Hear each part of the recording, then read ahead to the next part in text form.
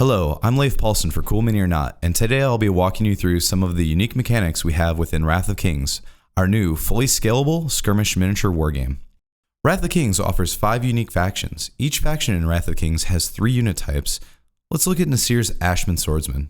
Ashman Swordsmen are House Nasir's infantry units. Infantry make up the first and most common unit type. While they are the most plentiful, they are often the least powerful. Here we have the Ashman Hakar, a leader unit for House Nasir. Leaders are the second unit type. Leaders are more powerful versions of their infantry counterparts. Additionally, they allow the infantry to attack and move as a group in combined activations. Conversely, killing a leader breaks the chain of command and causes the infantry to lose the ability to do combined activations from that leader. Next, let's look at House Nasir's Rathor. A Rathor is a specialist unit type. Specialists are the final unit type a player can deploy. Specialists only ever activate alone, meaning they will never be part of a combined activation, but are always more powerful than infantry units. Specialists also offer unique skills that are not provided by the other units in a player's army. For example, this Rathor has an ability called Affronti Blast, which allows for a ranged attack, something none of the infantry have the ability to do. Now let's discuss ranks. Within the 3 types of units, there are different ranks. Most units in the game are rank 1. However, there are currently a few rank 2 units. This rank indicates that these units are more powerful and that they take up twice the amount of space in the army allowance. For example, instead of taking 2 Ashman Hakar, a player may take 1 Elena Haska. Why a player may do so is because she is more powerful and offers extremely unique benefits to the rest of the army. Additionally, Elena is a character. As indicated by the keyword on the back of her card, this means there can only be one of her in the player's army at a time. Now let's begin talking about the defense chart. When referring to a model's defense chart, rolling higher is often better for the attacker and low is often better for the defender. Defense charts have a number of potential results, including overpower. The attack has massively overcome the target's defenses. Each over result generates 2 hits. Strike. The attack penetrates the target's defenses, potentially injuring the defender. Each strike result generates 1 hit. Magic. The defender possesses some form of magical defense and mystically defeats the attack. Magic results can cause a magical backlash. Parry. The defender harmlessly parries the attack out of the way. Block. The defender blocks the attack with their shield or weapon. Armor. The defender's armor takes the brunt of the attack, leaving the target unharmed. And dodge. With nimble ease, the defender dodges the attack, avoiding injury. Each of these results may be represented on a card. When attacking, you will typically want to roll higher, getting a strike or overpower. However, certain abilities can change an opponent's defense chart and allow for damage to be dealt at lower numbers. In this example, we have a Nasir Longhorn and a Technus Zalek, both of which are specialists. On the left side of the card are unit-specific actions that can be performed. Most of these are attacks. On the right side is reminder text and abilities that do not require activations. What we're interested in on the Longhorn's card is his Sword Strike attack. We can see under the name all the pertinent information players need to know.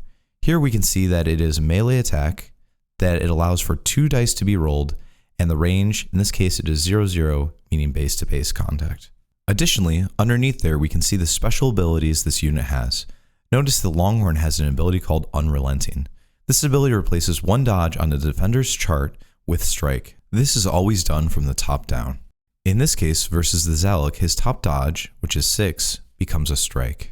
Although 6 is normally a dodge, the Unrelenting ability has turned it into a strike, and now we have scored 2 hits against the Zalek. Now we compare the number of hits to the resilience on the defending model. Resilience measures how difficult it is to wound a model. Models suffer 1 damage each time they receive hits equal to their resilience. Because the Zalek has a resilience of 2 and has suffered 2 hits, he receives 1 damage, which is enough to kill him. As you can see, the unit card is designed to give players a quick reference to use during gameplay. We're now going to talk about how to do combined activations and discuss turn sequence. Combined activations are a new and unique mechanic for Wrath of Kings, and they allow for players to develop offensive and defensive strategies on the fly. For the sake of brevity, we will keep the army allowance low. On one side of the battlefield, we have a group of Ashman Swordsmen and 2 Ashman Hakar. As previously mentioned, the Ashman Swordsmen are an infantry type of unit, and the Hakar are their leader types. On the other side of the field, we have a group of Union workers, House Technus's infantry units, and 2 Union bosses, the leader units for House Technus. On the first move, the Nasir player activates and moves forward 1 leader and 4 swordsmen. The car has a total leadership of 5, which is determined by the game size and listed in the rulebook. Planning a cautious advance, the Technus player only moves 1 of his Union workers forward. The Nasir player activates the rest of his units which have not been activated, putting them alongside the previously activated units. Again, the Technus player moves 1 Union worker forward. The Nasir player has no more activations and must pass. By completing all activations and passing, the Nasir player has forced this turn to be the Technus player's final activation. The Technus player wants to keep his leaders safe, so he chooses to activate 5 Union workers and moves them forward. He has now created a flank of 7 workers to fight the approaching Nasir force. Now the round ends.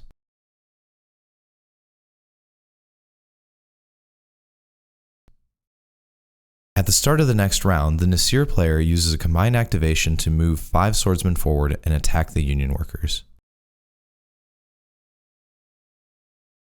As a combined activation, all 5 swordsmen attack at once. They successfully kill all 3 Union workers.